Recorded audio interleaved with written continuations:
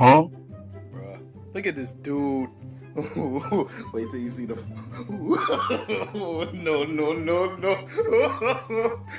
Nope.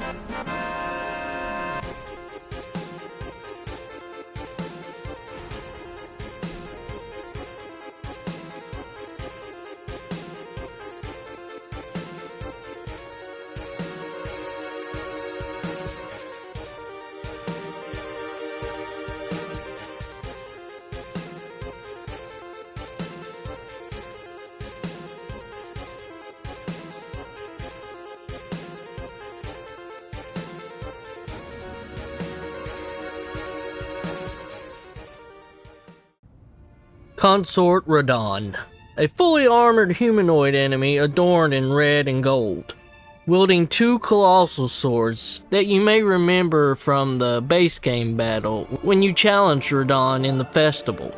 And now with a three-armed golden child upon his back, you challenge him once again, and he is arguably one of the hardest bosses in the game. Which, I'm not gonna lie, he is the spammiest. He has super long combos, and his phase 2 is accompanied with a bunch of beams of light that lives to strike you directly in the face before Rahdan hits you with that final blow and successfully clapping your cheeks. This feels a lot like hell. After playing the base game and going to boss, fighting them for fun, especially Mesmer, I love fighting Mesmer, going through the game on multiple different characters, unlocking the Land of Shadow, and trying not to mess up any quest lines along the way, like Moore's quest line, which is super easy to do, and going through the game multiple times to get every quest reward. You know, sometimes you gotta kill the actual good guys in order to get certain rewards, like a special talisman that Needle Knight Lydia gives to you. But I'm always good to throw hands with Dane, and Horn Scent still gives me the creeps to this day. I decided it was time to take on the Promised Consort once again. My first time basically cheesing him, I summoned Theolir and Ansbach. Pretty cool dudes, but summoning actually makes the boss harder, so if you're fighting him for the first time, I would suggest against it. But my strategy was clear. Summon Theolir and Ansbach, and then summon my Mimic to have punching bags for Rahdan to, punch. And then I would stand in the background, constantly shooting him with riot bolts, and finally bird bolts to proc bleed super fast. And even then, I took him out with a stroke of luck. So when I finally fought him again solo, as you can imagine, I died a lot. And I really didn't want to take the, shield and poke approach as many do. I wanted to take him out in a more elegant style, through parries. And it takes 3 parries to actually stance break this big guy. So you can imagine the pure frustration and fear I had in my eyes when he was swinging those great swords down and me trying to get the parry timing down just right. Because if I missed, I would be clobbered. Don't do it to me. I beg you. No. Nothing. You have nothing to do with this decision. And 25 to half of my health bar will be gone in one swipe. So instead of, just trying to murder Rahdan as quickly as I could, because that's what it takes in this game apparently, is to murder the boss or enemy as quickly as you can before they do some crazy outlandish move that deletes you from all existence. So I would wait and bait him into attacking. Come on. Do it. Do it. And then I would just parry him over and over, repeating the same process until I can get a stance break. After practicing, worked on parrying him until I got the timing just right. And then, it worked. Finally. But then phase 2 came along, and a whole new box of nightmares would be opened. In phase 1, he's really weak to Holy and Scarlet Rot. But in phase 2, he's pretty much the Terminator with 2 great swords. So what do? I switch to the good old bleed dagger, which does less damage but builds up bleed.